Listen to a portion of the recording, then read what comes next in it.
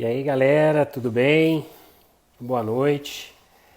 Então, para quem não me conhece, eu sou o Dr. Wesley, né? Então, eu faço parte aqui da equipe da Osteopatia São Paulo e hoje a gente vai conversar com a doutora Michele, né? A doutora Michele Galindo, ela é pediatra, então a gente vai comentar muito hoje sobre a questão da pediatria, na questão da obesidade, né? Para que o como que a gente consegue detectar a questão da obesidade nas crianças para que elas não fiquem obesas, porque a gente já sabe, tem muitos artigos, estudos científicos que comprovam, né, que um bebê obeso ele pode se tornar um adulto doente. Então a gente vai falar isso junto hoje com a Michelle. Deixa eu já acionar ela aqui para a gente já começar esse bate-papo, né? Que o Instagram hoje, isso, hoje é dia da obesidade infantil, isso mesmo. Então foi uma. Não é à toa que a Michelle ela vai estar aqui para falar sobre isso, para a gente poder se conscientizar. A importância dessa conscientização nesse dia tão importante, né, da obesidade infantil, sabendo que a questão dessa obesidade ela pode trazer repercussões para a vida adulta.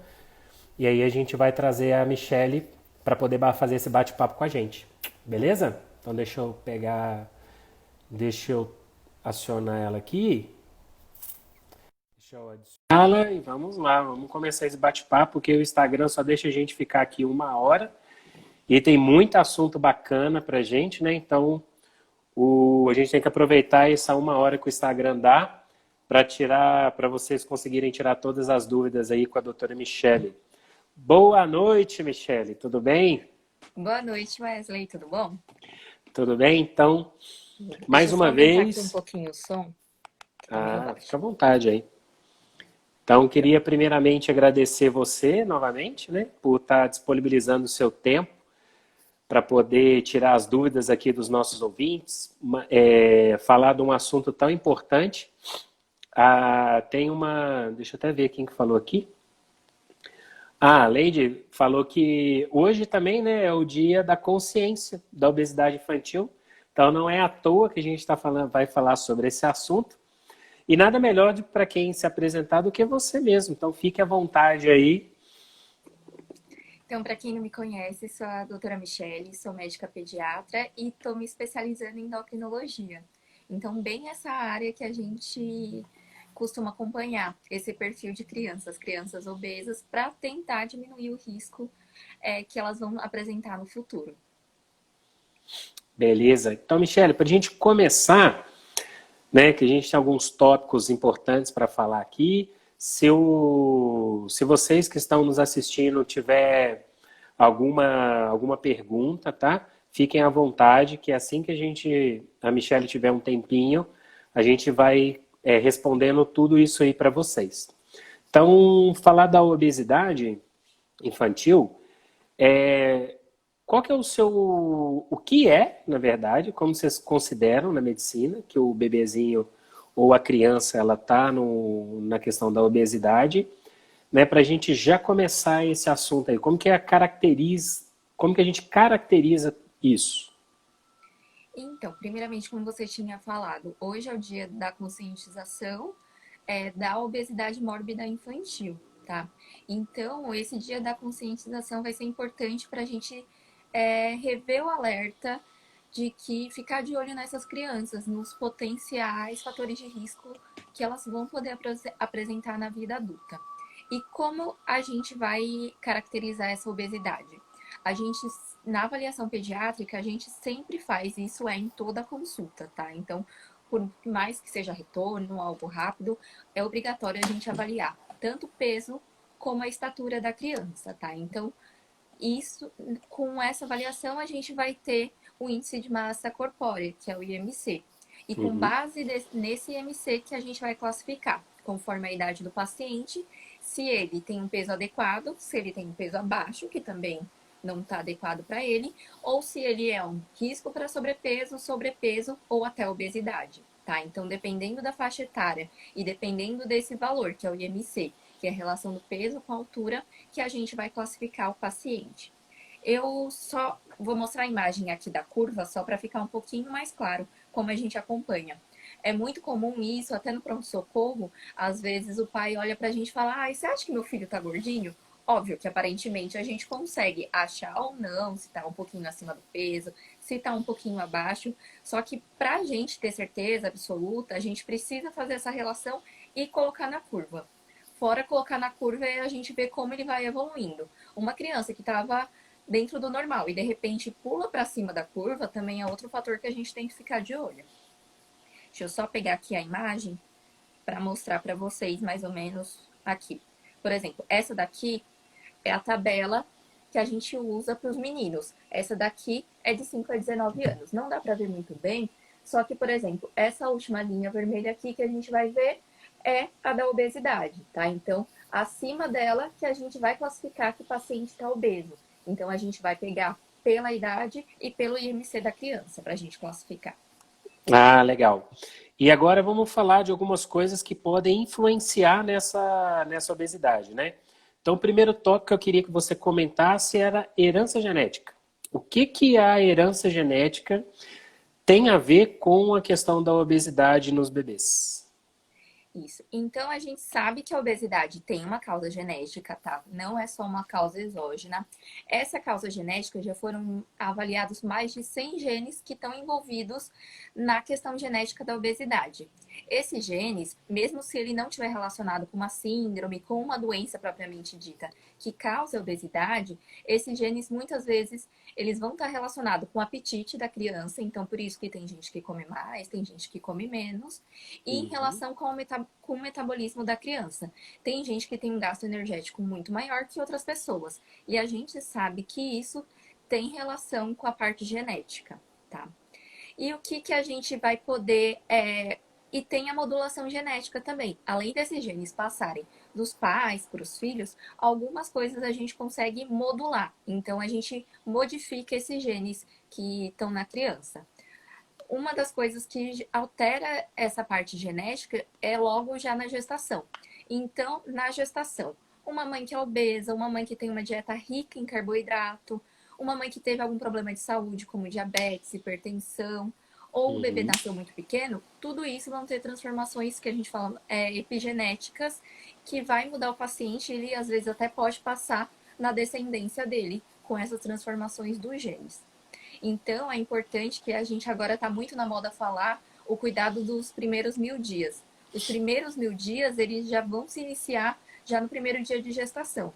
Então, para a gente começar esse processo adequado, a gente já tem que prestar atenção nos cuidados já durante uma gestação, tá? Não adianta, durante a gestação, comer carboidrato o tempo todo, lanche, refrigerante, e depois você espera que a criança não tenha, coma salada o dia inteiro.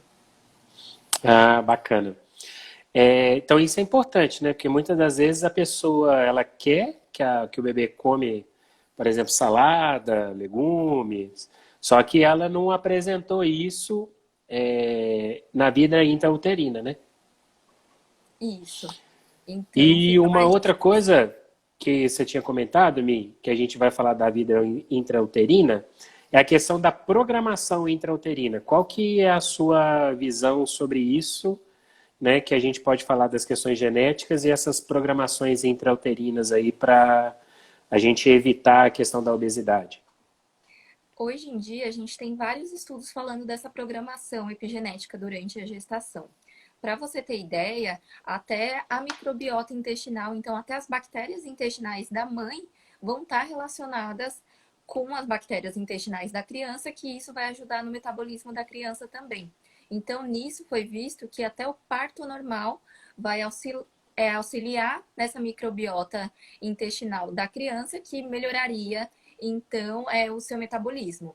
Então, hoje em dia, a gente tem vários estudos, tanto com alimentação, via de parto, doenças que apresentou durante a gestação, uso de drogas. Então, tudo isso, se for uma criança, por exemplo, durante a gestação, ela não teve muito aporte sanguíneo, nasceu muito pequenininha para o que era esperado. Ou, às Uhum. vezes, por alguma doença da placenta, hipertensão, mãe tabagista. A criança nasceu muito pequena, então ela tem esse catch-up. Então, ela tem a tendência a absorver mais nutrientes para recuperar. O problema disso, dessa recuperação dos que nasceram pequenos para a idade gestacional, que a gente sabe que alguns evoluem com essa tendência a acumular mais durante a vida inteira. Então, esses que nasceram pequenos têm mais chance de ter pressão alta, diabetes, obesidade, doença cardiovascular mais cedo. Ah, legal. E falando da questão alimentar, qual que é a sua visão e qual que é a sua sugestão, né, nas questões, por exemplo, da alimentação materna, da alimentação da complementação, né? E se a complementação tem alguma contraindicação e o que que a gente pode observar quando a mãe dá um suplemento e o bebê não se adapta a ele. Qual que é a sua opinião aí e o que que você pode nos ajudar em questão da obesidade nesse quesito?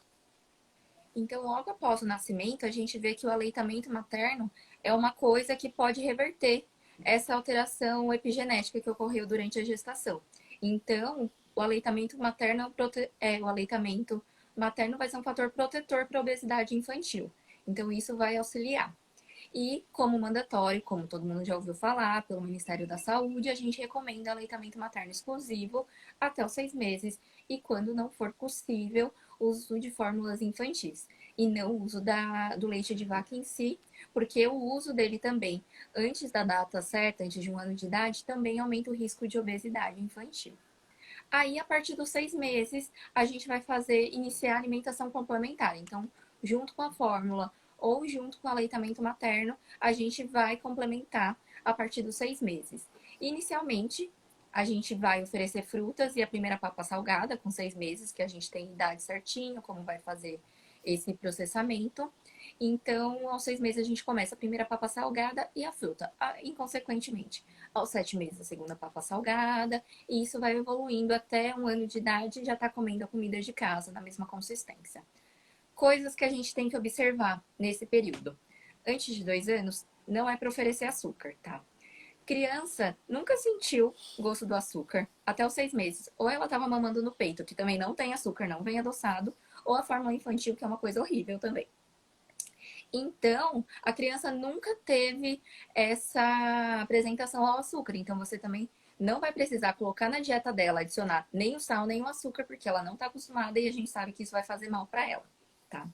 Então, oferecer diversas vezes os alimentos nessa faixa etária, principalmente acima dos 2 anos, que a gente sabe que as crianças têm dificuldade de aceitar novos alimentos, às vezes a gente oferece uma vez, não dá certo.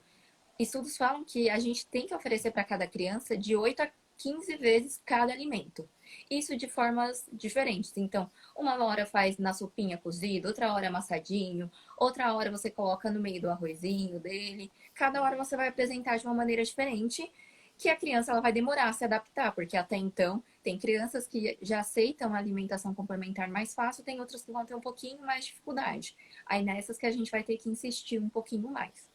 Então, até 1 ano de idade, você vai poder oferecer tudo, exceto o mel, que a gente não pode oferecer nessa faixa etária, e não oferecer doces, nem o sal antes de 1 ano também. O doce, de preferência, só após os 2 anos de idade. Que é nessa faixa etária que a gente vai criar nossos adipócitos e a gente vai criar nossos hábitos alimentares, tá? E como a gente até tinha falado na outra live, não adianta você oferecer brócolis para o seu filho se você, na frente dele, você está comendo bolacha recheada. Ele vai achar, porque é uma criança curiosa, ela vai sentir o cheiro, ela vê uma cor diferente, ela vai ficar atraída pelo que você está comendo. Então, o principal mecanismo de estímulo para a criança é o exemplo dos pais, porque elas aprendem tudo por repetição, inclusive Uhum. alimentação. Ah, entendi. Então, assim, isso vai muito na questão que você falou, né? Por exemplo, e uma coisa que eu ia te perguntar, quando você fala para não o bebê não ingerir a questão do açúcar, isso equivale também para a mãe diminuir o máximo possível? Por exemplo, na hora que ela está amamentando, ou quando ela está amamentando introduzindo algum alimento, por exemplo, ela ingerir doce ou ela tomar muito refrigerante, você acha que isso atrapalha também, além de não dar para a criança e a criança receber pelo menos de uma forma que não é tão direta da própria mãe? O que você pensa sobre isso? Então, os estudos até agora, eles não falam que, por exemplo, uma dieta ruim da mãe vai influenciar na qualidade do leite materno. Isso só seria verdade se a mãe fosse desnutrida ou tivesse uma baixa ingesta de calorias. Uhum. Fora isso, a qualidade do leite não vai se mudar mesmo com a alimentação materna. O ideal é ela não se alimentar desses produtos ricos em carboidratos para a saúde dela, mas até então, essa quantidade elevada de carboidrato não passa no leite. Ah, legal. E em questão dos alimentos, né, que você estava comentando, como que é essa questão, por exemplo, da primeira papa salgada, depois da segunda, que tipo de alimento que a gente vai ingerindo aos pouquinhos, como que é essa curva, como que funciona? Então, a gente tem um mecanismo bem estudado como deve ser feito essa introdução alimentar. Então, com 6 meses, a gente vai introduzir a fruta, tá? Então, você oferece para a criança, de preferência não batida, sem ser na forma de suco, que hoje em dia a gente sabe que a criança vai ter uma memória muito melhor em relação à fruta. A quantidade de fibras é maior e a quantidade de açúcar na absorção é bem menor quando a gente oferece na forma natural da fruta. Então, o ideal, hoje em dia, a gente vê que oferecer o suco, se possível, só após 1 ano de vida, tá? Então, de preferência, a fruta in natura. E juntamente, já um pouquinho depois dos 15 dias, 6 meses e 15 dias, já pode oferecer a primeira papa salgada. A papa salgada é o nome que a gente dá, só que ela não tem sal. É porque são alimentos que não são doces. Então, a gente vai ter 5 grupos alimentares que a gente vai incluir. Então, vai ter proteína, vai ter o tubérculo, vai ter o legume. Então, tudo isso a gente vai incluir um grupo de cada. E aí, a gente vai fazer a sopa no começo bem amassadinha e depois vai aumentando a consistência. Lembrar de sempre não bater no liquidificador, não coar, porque senão a gente tira a característica do produto e diminui também a quantidade de fibras. Tá? E aí, aos 7 meses, a gente inclui como se fosse a janta da criança, no começo sem muitos horários fixos, e depois você vai aumentando a consistência e para ficar cada vez mais parecido com a alimentação da família. A única coisa que você, por exemplo, vai fazer arroz e quer fazer para a família junto, não tem problema, pode fazer. Só Uhum. que aí você, como provavelmente você não vai conseguir comer sem o sal, aí você deixa para salgar no final do cozimento do arroz ou do feijão, o ideal. Ah, legal. A Marlene está falando aqui que ela fica revoltada quando vê criança bebendo Coca-Cola ou refrigerante, né, na verdade. Tem como que quando a pessoa ou quando a mãe já ela toma bastante refrigerante ou quer introduzir o refrigerante para a criança no momento que não é para introduzir, quais são as alternativas que você sugere para essas mães? Como que vocês abordam isso de uma forma mais sutil, não sei, para que ela entenda que não é a hora correta e vai chegar o momento certo do bebê poder usufruir disso, por exemplo, se ele quiser. A gente sabe que é muito difícil a gente proibir ou falar que, por exemplo, nunca dê refrigerante para o seu filho.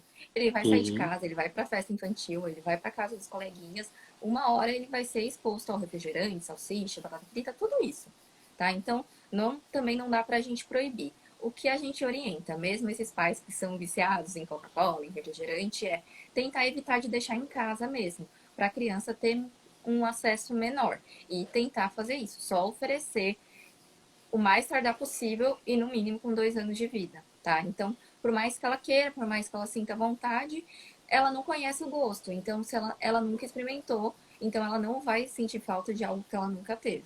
Então, o ideal é, se for para deixar experimentar alguma coisa, alguma bebida açucarada é depois dos 2 anos de idade. E, por exemplo, tudo que você vai fazer de diferente.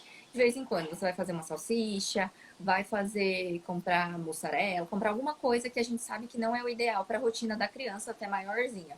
Então, você vai fazer alguma coisa diferente, vai fazer o cachorro quente da semana, o lanche. Então, o ideal é você comprar a porção certinha. Então, vai dar 2 salsichas para cada e acabou. Então, mesmo que a criança queira repetir, você não vai ter em casa. Então, fica mais fácil de você falar não para a criança, já que você não vai ter mais em casa para oferecer. Então, sempre comprar essas porções certinhas. Refrigerante, mesmo para crianças maiores. Vai ter visita em casa e vocês têm o hábito, não consegue a visita, que é refrigerante de todo jeito. Então, para não mudar tanta rotina, compra aquela garrafa e acabou. Então, não é para comprar e deixar de estoque em casa, porque as crianças vão ter acesso e quando ficarem maiorzinhas, vão até abrir sozinhas e tomar um refrigerante. Se a Entendi. gente entende já é difícil, então criança a gente não pode deixar disponível. Ah, verdade. Levantar aqui uma polêmica sobre o suco. Ah, Suco de caixinha, suco concentrado, o que é bom, o que não é, né? Assim, tem algumas matérias ou em alguns estudos que sugerem que é melhor você dar somente a fruta, por exemplo, vou colocar uma laranja, uma mexerica, ou vou pôr algumas uvas, em vez de dar qualquer tipo de suco, né? Porque, vamos supor, um copo de suco de laranja são 3 laranjas. E se você, dando um exemplo, né? Se você der uma laranja, ela consegue ter todos os benefícios e não vai extrapolar a questão de ou comer demais ou ter açúcar demais, que não é o açúcar refinado, né? Então eu queria saber de você também, o que que você acha sobre isso, se não tem nada a ver, qual que é a sua opinião sobre esse assunto? hoje em dia a gente começa. É que falam que hoje em dia é cheio de mimimi, que a gente proíbe tudo, que nada pode mais. Mas não é isso, é que a gente, com os estudos, a gente começa a ver realmente como funciona cada alimento para a criança e para o adulto também. Tá? Então, de preferência, a gente sabe que o ideal é não oferecer o suco para criança abaixo de 1 ano, não é que seja proibido, só que é o ideal você oferecer a fruta in natura. Isso por vários aspectos. Um é que, como eu disse, ela vai conseguir sentir o gosto real da fruta, então depois vai ser melhor para o paladar dela. Outro ponto é que, por mais que a gente não adoce o suco, que aí é proibido mesmo, antes de 2 anos, você adoçar o suco para criança. Então, mesmo não adoçando, tem uma quantidade de carboidrato muito grande, como você falou, a quantidade de fruta que a gente usa é muito maior. E fora que como ele está no estado líquido, a absorção desse açúcar é muito mais rápida. Então, uma laranja que a gente ia demorar um tanto de tempo bem prolongado, porque tem fibra, tem que absorver, quebrar. Então, ia demorar um tempo muito maior para absorver essa mesma quantidade de carboidrato. A gente fala que tem um alto índice glicêmico. Para você ter ideia dos pacientes que a gente acompanha, os diabéticos, tipo criança, para a gente corrigir uma hipoglicemia, quando o açúcar está muito baixo, uma das medidas da gente corrigir é o suco de laranja. Por quê? Porque ele tem uma grande quantidade de açúcar e porque ele é líquido, então vai aumentar o açúcar do sangue para ele, que está com açúcar baixo no momento, muito rápido. Então, é uma maneira da gente corrigir o açúcar baixo no sangue de quem tem diabetes. Então, a gente vê que é uma bebida que tem uma grande quantidade de açúcar, mesmo que a gente não adoce ela. Entendi. A gente pode tomar, não é proibido, só que o ideal é, se conseguir, tomar a água e comer a fruta, que é o ideal. Ah, legal. E agora a gente falando dessas alimentações para crianças, vamos pôr um pouquinho mais velhas, mais ou menos 5, 10 anos, né?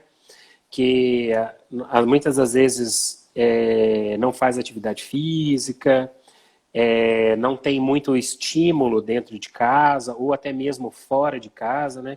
Tem muito estímulo intelectual, porém mecânico, físico, que a gente pode utilizar o corpo, não tem tantos. E a alimentação deles também não é das melhores. Como que você vê esse perfil e como que você aconselha os pais e o que ele pode fazer para amenizar, que às vezes, muitas das vezes a gente não consegue viver Alice, o País das Maravilhas, né? Mas como que a gente consegue amenizar ou trazer para o mais natural possível? Exato. No mundo da Alice, nos Países das Maravilhas, ia ser ótimo, né? Que a gente ia falar, a criança ia fazer atividade física, ia adorar comer fruta, verdura, e ela ia odiar mexer no celular e jogar videogame. Mas a vida não é assim, e a gente sabe que não é assim, então por isso que não adianta a gente brigar com a mãe, deixar a criança o dia todo de castigo, porque não tem jeito. A gente tem que criar uma rotina e criar limites, tá? Então, como a gente vai fazer isso? Principalmente nessa época de pandemia, que muitas vezes os pais estão trabalhando, então a criança está onde ela estava acostumada a ficar na escola, a gente tem a criança em casa, sem ter tanta atividade que distrai a criança, E sempre o armário à disposição é um atrativo muito bom para a criança.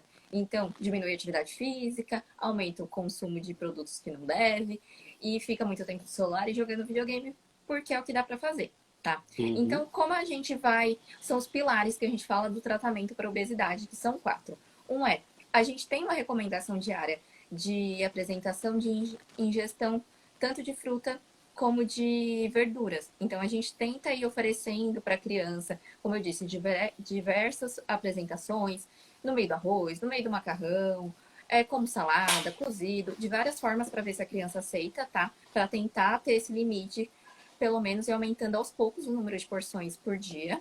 Fora isso, tentar fazer atividade física junto com o filho, nem que seja aula de dança na TV, que tem vídeo no YouTube, correr quando mora em casa, pular corda, qualquer coisa. Toda atividade que você faz junto com o seu filho, ele vai ter muito mais prazer em fazer do que se você mandar ele fazer sozinho essa atividade.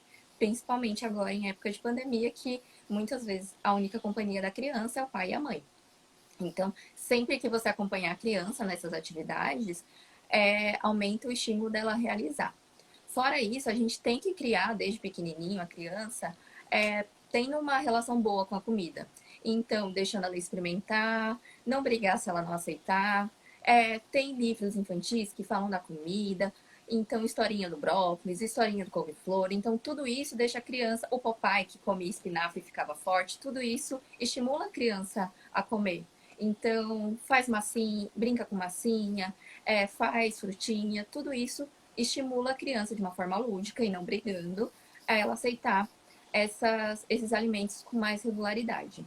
Fora isso, tentar diminuir o tempo de tela. A gente sabe que na situação que a gente está, nem sempre é possível, só que a gente vê que cada vez mais as crianças estão ficando na frente do computador ou do celular. Até que provavelmente você vê bastante isso, erro postural, criança pequena que já tem dor nas costas, dor na cervical, pela grande exposição de tela. Então, Uhum. diminuindo a atividade física, muito tempo de tela, isso acaba prejudicando tanto no ganho de peso, como a partir daí ela vai começar a ter dores, queixas de dor postural, então tudo isso vai ser comprometido.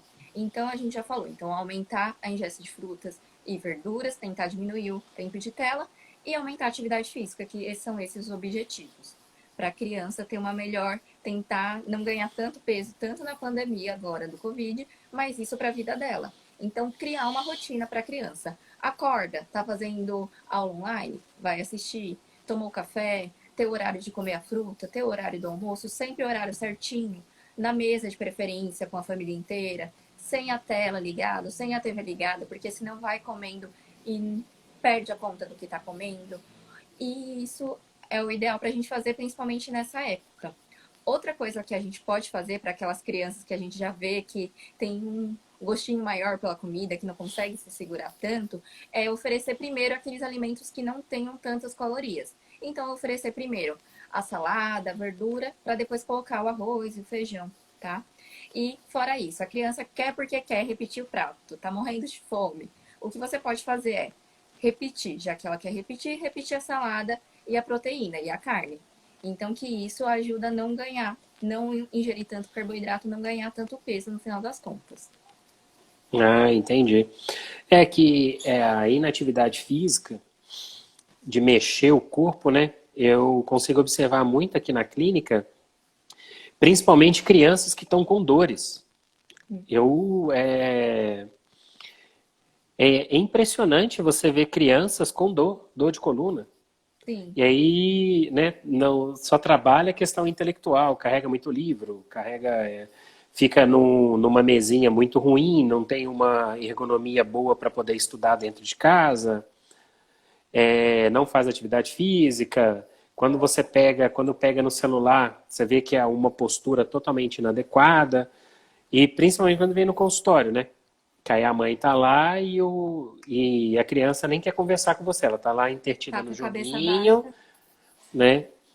E aí fica com dificuldade de respirar, até porque a gente sabe que a mecânica inteira do corpo, ela vai estar comprometida. Então, o diafragma vai estar mais baixo, vai estar mais comprimido, mediastino comprimido, cabeça anteriorizada. Então, pode se tornar, por exemplo, um respirador bucal. Então, a criança que não consegue fechar os lábios e respirar pelo nariz, toda hora está com a boca aberta, né? Então isso também é uma questão postural que interfere indiretamente, está relacionado também com a questão da obesidade, né? Porque a inatividade física aumenta o índice glicêmico, aumenta o índice de massa corporal e gera uma postura inadequada com o Sim, aumento de pressões, né? sim. A gente sabe que a obesidade está relacionada com várias alterações ortopédicas. Então, não é, são só os efeitos colaterais da parte cardíaca que ela vai ter no futuro. Então, isso está relacionado depois com vários problemas ortopédicos que a criança vai ter em decorrência da obesidade, de quadril, de joelho, tudo isso por conta de um problema que não resolveu na infância. E agora a gente falando das avaliações das consultas, né? Como que é feito, por exemplo, para o bebê, depois para a criancinha entre 2 e 5 anos, depois acima de 5 anos, e o pediatra também vai ver essa criança até que idade, né? Porque tem hora que a pessoa fala assim, ah, não, eu tô levando meu filho, que ele é adolescente, no pediatra. É, a pessoa fala, mas, né, no pediatra? Então, comenta pra gente como é que são essas avaliações aí, por favor. Então, a gente vai acompanhando desde cedo, como eu falei, em relação do peso, da altura, das curvas do índice de massa corpórea que a gente vai vendo e acompanhando. Até aqueles pacientes que, ao contrário, que a mãe tem medo de ser desnutrido, porque não come de jeito nenhum, como a gente até falou na outra live. Ele come, não come besteira. A gente vai pensar mais na qualidade do que na quantidade. Come uma qualidade boa, tá seguindo a curva de crescimento, a curva do peso, não é desnutrido, não tem sobrepeso, tá ótimo. A gente não precisa oferecer nenhuma vitamina para aumentar o apetite, nada que vá mudar a criança. É só a gente ver mais a qualidade do que a quantidade que a criança está ingerindo. Isso a gente Uhum. vai ver com o acompanhamento rotineiro da criança, tá? E fora isso, a partir dos 3 anos, tem outras avaliações que a gente também deve fazer. Por exemplo, a partir dos 3 anos, a gente tem que começar a medir a pressão arterial da criança em toda a consulta. Porque, ainda mais, pela obesidade está muito mais frequente na população, a criança pode ter como consequência uma hipertensão já pequenininho. Então, a gente, nessa faixa etária, a gente já pode ter hipertensão secundária, obesidade, e aí a gente já deve iniciar o tratamento. Então, a partir dos 3 anos, a gente já pode fazer esse rastreio. E fora isso, a partir dos 2 anos, a gente também já pode fazer o rastreio de se a criança tem algum problema de colesterol, principalmente aquelas que têm fatores de risco, como obesidade, ou história familiar de doença cardiovascular, ou história de problema de colesterol familiar também. E aí a gente vai fazendo essa rotina acompanhando o paciente, tá? E fora isso, na avaliação, a gente vê também circunferência abdominal, vai avaliando os fatores de risco que a criança apresenta. Então, se é uma Uhum. criança obesa ou não, a gente tem que avaliar também esses fatores. Como está a glicemia, como está o colesterol, como está a pressão da criança. E somado isso à obesidade, que a gente até chama de síndrome metabólica, os riscos são muito maiores para a criança ter uma doença cardiovascular. Então, ter um infarto, um derrame, um AVC mais tarde, que a gente sabe que hoje é a principal causa de morte no mundo. Tá? E é um problema que a gente tem que controlar desde criança. Tem estudos que falam que essa placa de gordura nos vasos, elas já podem se formar, dependendo do que a criança tenha, desde a fase intrauterina. Então, por exemplo, a criança tem algum problema de colesterol congênito, só que isso sem relação com a obesidade. Tem um problema que Uhum. ela herdou da família. Ela já pode começar a formar essas placas de aterosclerose, de gordura, já desde da fase intrauterina. Então, quanto antes você detectar essas alterações, antes você vai conseguir tratar. E o acompanhamento da criança é muito relativo até que idade, tá? Então, muitas vezes a gente acompanha até 20, 21 anos, ou com pediatra geral, e nessa fase de adolescência que tem um médico específico, que é o EBiatra, tá? Que vai conseguir avaliar todas as modificações do corpo, puberdade, questão sexual, questão da alimentação, questão social, tudo isso também até a criança maior. E tem uns que, como a gente fala, o pediatra é um médico como acompanha desde pequenininho, sabe toda a história do paciente. Muitas vezes a gente vê que a criança, adulto, continua a passar, leva os filhos e nunca para de passar no pediatra, tá? Mas em teoria seria até 21 anos pelo pediatra. Ah, legal. O... Você estava comentando aí, né, de as questões das avaliações, o que que introduz em cada idade, né? Essas coisas. Aí eu fiquei observando a importância desse cuidado, né? Que muitas das vezes a gente vai pegando os nossos hábitos e esquece que a gente está com uma outra pessoa aqui que não conhece nada disso e a gente está influenciando de uma forma errada, em vez da gente aprender e aceitar que a gente tem um bebezinho aqui que ele vai ser diferente da gente, né? Então Uhum. eu tenho que mostrar diferente para ele. E cada fase ela respeita muito, é muito certinho as coisas. E a gente não, eu, por exemplo, eu não consigo, eu não observo que os pais eles acompanham bonitinho isso, né? Para deixar o bebezinho mais tranquilo. É bacana os pais que sempre estão pesquisando, sempre estão acompanhando as dicas do pediatra, que acompanha as dicas da equipe multidisciplinar, e os que não acompanham, eu observo, não sei se é essa mesma sensação que você tem, que é quando começa a ter essas outras patologias, né? Obesidade, doença que antigamente a gente falava que era doença de velho, hoje acometendo jovens e até mesmo crianças, né? Isso, a gente vê cada vez mais jovens esses pacientes. Para você ter ideia, antes a gente sempre, por exemplo, uma criança que tem pressão alta, que tem diabetes, a gente sempre ia pensar que era algum problema congênito, algum problema genético. Hoje em dia, a gente sempre tem que pensar: é uma criança obesa? É uma criança que tem uma história familiar positiva? Porque hoje em dia a gente já vê o diabetes tipo 2, que é aquele adquirido pela alimentação, pelos hábitos de vida, muito mais cedo do que a gente via antigamente. Então, cada vez mais cedo a gente está vendo que as crianças estão adquirindo esses fatores de risco.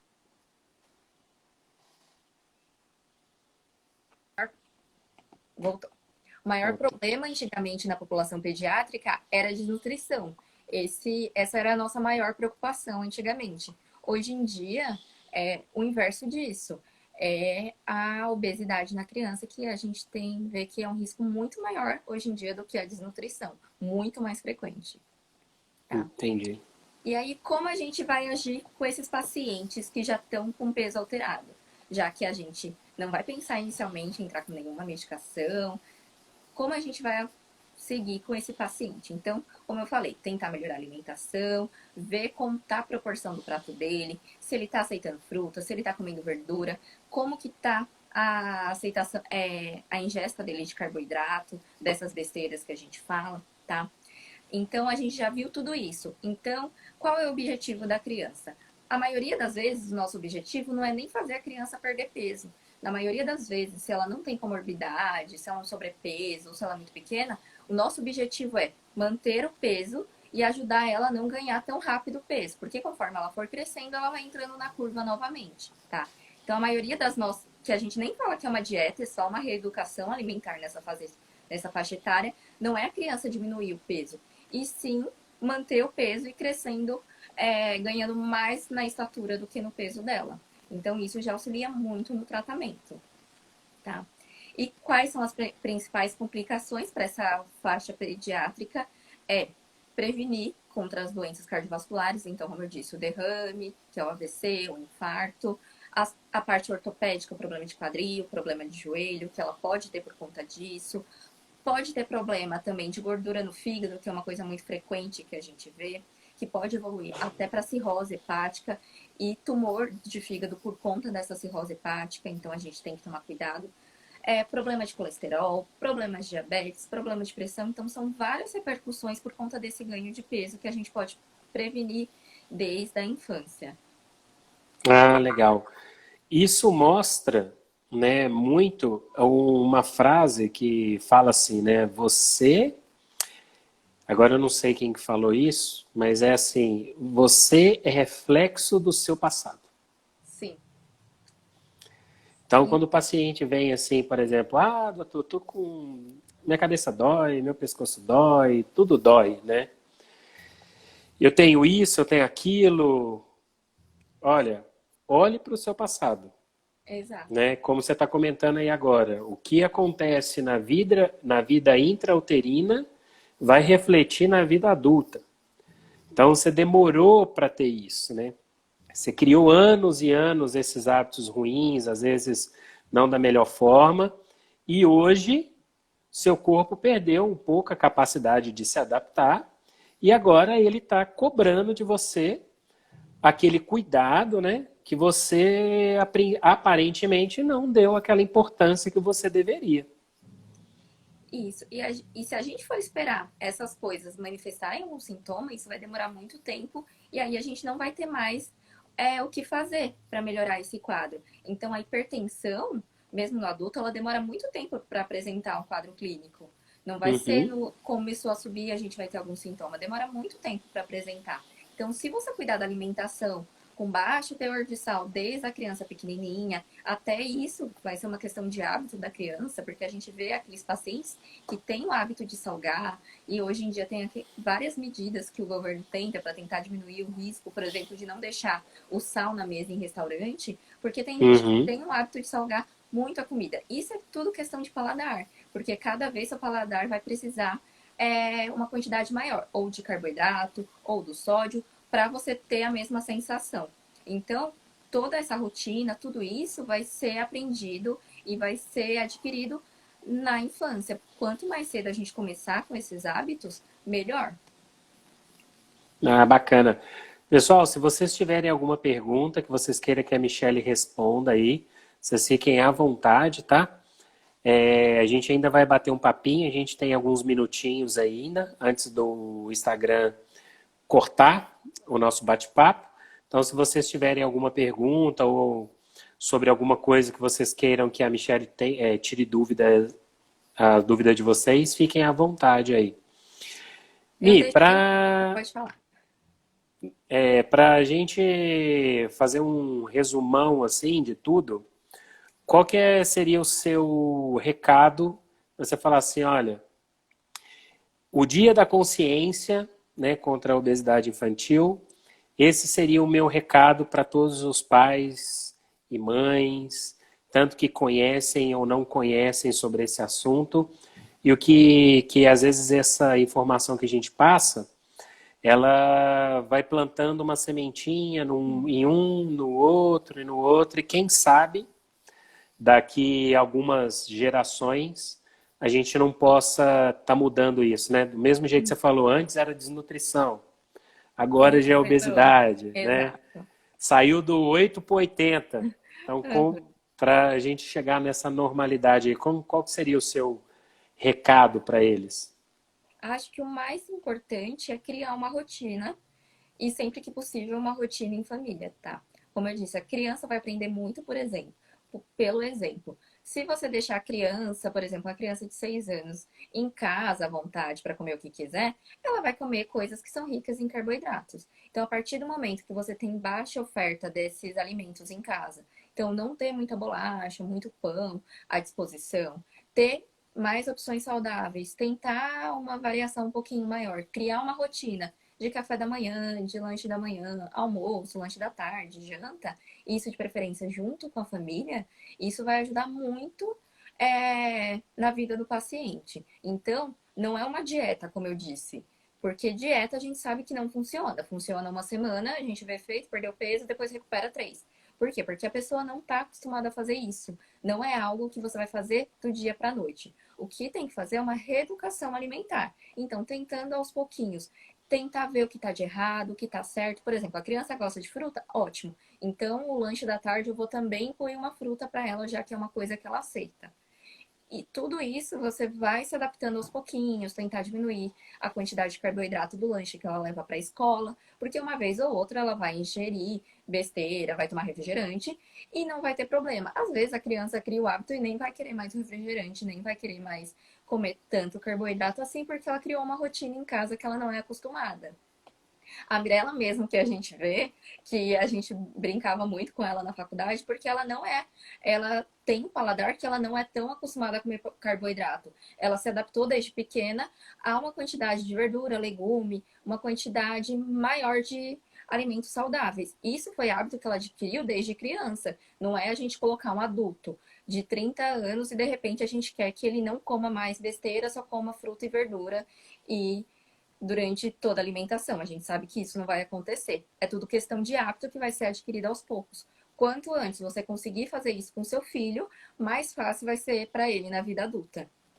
Ah, legal. E uma coisa que me chamou muita atenção do que você falou é a quantidade de vezes que não que você tem que testar de inúmeras formas, de 8 a 15. Porque Isso. muitas vezes você testa uma, duas, três e fala, ah, não quer comer, deixa pra lá. Exato. Ela não gosta.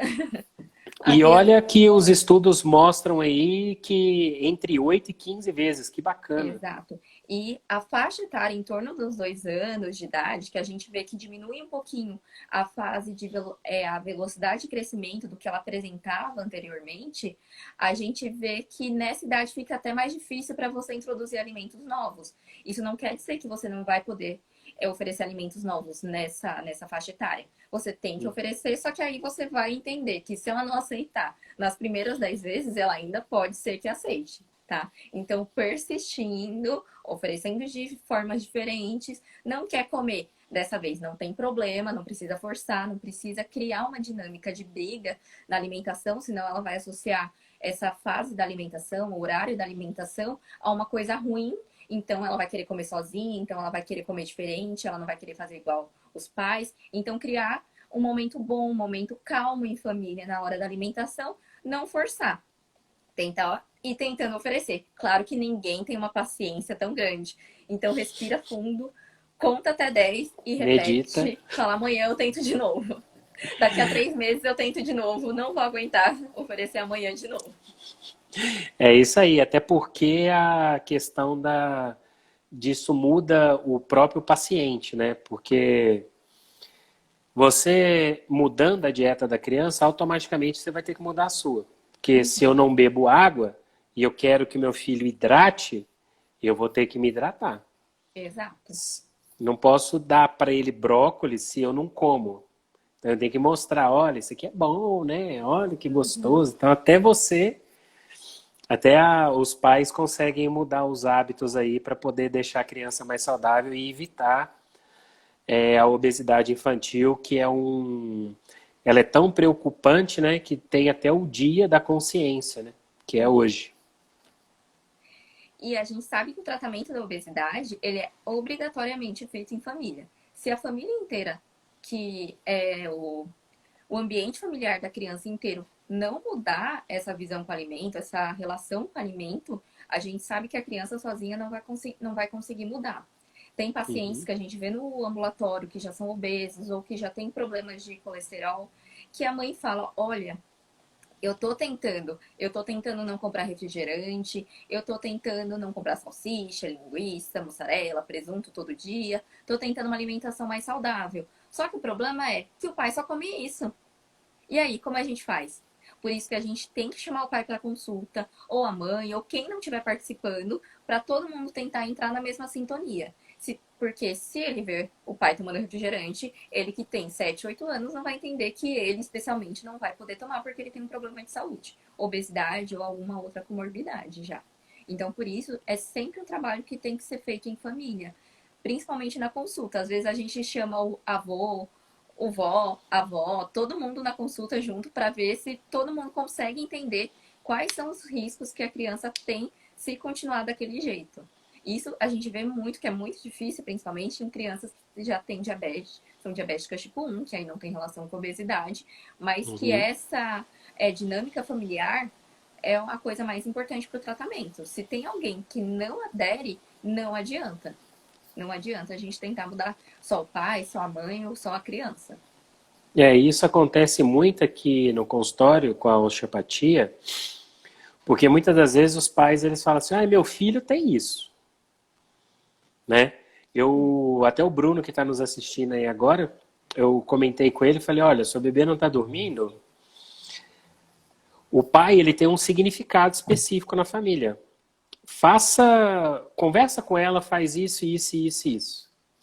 E aí ele já começou a mostrar resultados do quê? Dessa relação que estava tendo, o ambiente familiar melhorando, e isso reflete num sono, por exemplo, mais adequado do bebê. Então, faz muito sentido tudo isso que você está falando para mim, Até porque quando a gente vai tratar o bebezinho aqui na osteopatia, a gente trata a família junto. Porque não tem como a gente ter bons resultados, né?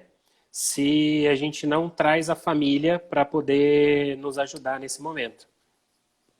Na pediatria, puxando um pouco a sardinha para o meu lado, a gente é uma especialidade que a gente visa a família inteira. Então, a gente quer saber os hábitos dos pais, dos irmãos que moram na mesma casa, se os avós moram perto, o que, que os avós costumam oferecer, principalmente nessa idade do bebê muito pequenininho, recém-nascido. As avós ficam preocupadas, todo mundo tem uma Legal. ideia diferente sobre o que acontece. Mas, por exemplo, meu filho recebeu leite de vaca e está vivo. Então, a gente, óbvio que vai aceitar a opinião dos avós e é importante eles irem na consulta para a gente, às vezes, tirar essas ideias que eles têm que não vai fazer tão bem para a criança. Então, conhecer mesmo por que que acontece isso. Tem uma explicação, a gente não tirou da nossa cabeça e a gente quer que a criança só coma fruta, verdura e não coma muito pão, porque a gente acha que é mais legal assim. Tem um motivo pelo qual a gente faz essa orientação. Então, quanto mais a gente puder explicar, e como você falou, e plantando essa sementinha aos poucos na cabeça da criança, é melhor. Quanto antes a gente fizer isso, é melhor.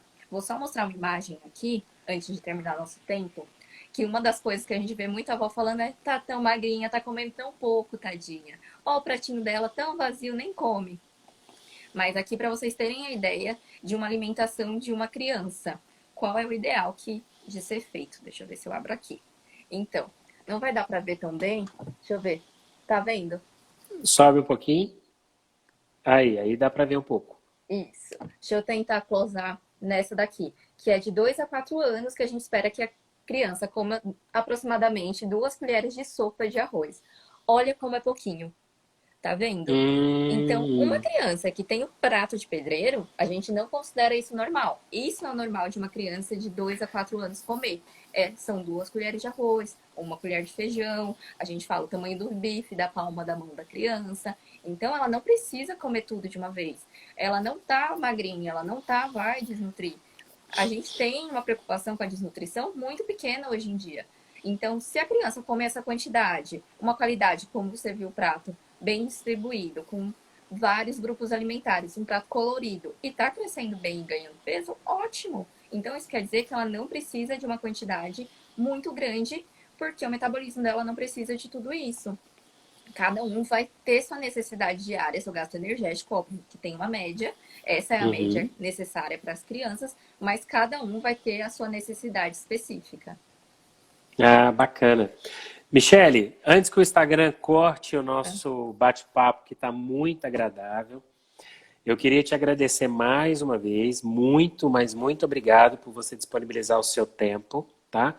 Principalmente nesse dia da consciência da obesidade infantil. É uma coisa muito bacana, né? Que isso ajuda demais essas informações que você passou, porque pais conscientes são crianças conscientes que vão se tornar adultos conscientes e nós vamos ter Serão filhos aí conscientes. filhos conscientes, então a gente vai ter uma sociedade aí, uma geração muito legal. Então, queria te agradecer. A gente ainda vai bater um outro papo aí num outro momento, né? De outras relações aí que a gente pode estar ajudando os nossos amigos e pacientes aí. E a Mércia já está falando que já vai agendar uma consulta com você, para Isso. você ver como que você já vai Pode ajudar o deixar. neto dela aí. Pessoal, para quem nos acompanhou, tá? A gente sempre vai fazer as lives e então vocês podem acompanhar a gente no @osteopatiasp.com.br. Para quem não está acompanhando a doutora Michele, por gentileza, entre lá no Instagram dela, tá? Ela vai passar aqui quando ela estiver dando as suas recomendações finais, antes que o Instagram corte a gente. Então, Michele, a palavra é com você. Muito obrigado por tudo e te agradeço aí, gratidão por ceder esse tempo para a gente. Eu que agradeço pelo convite, por você me chamar falar desse assunto tão importante, ainda mais nesse dia de hoje de conscientização. Então, a gente tendo a oportunidade de ir plantando uma sementinha aos pouquinhos na cabeça dos pais, isso já me deixa muito feliz, tá? Então, tenham essa consciência, levem isso aos poucos. Nenhuma mudança é feita do dia para a noite, como eu disse. Então, sempre aos pouquinhos, tá? Então, não adianta querer mudar tudo de uma vez. É sempre aos pouquinhos essa mudança para você criar uma rotina na sua vida e não fazer uma dieta louca, tá bom? Então, me sigam. Meu Instagram é @doutora.michelegalindo, tá? Se tiverem dúvidas, podem me mandar no meu Instagram, no Instagram da osteopatia, que a gente, dentro do possível, vai tentando responder o mais rápido possível. Tá bom? Beleza, Michele. Muito obrigado a todos que estão nos ouvindo, tá? Gratidão aí. E a gente se vê até a próxima. Até a próxima. Beijo. Tchau. Tchau, tchau.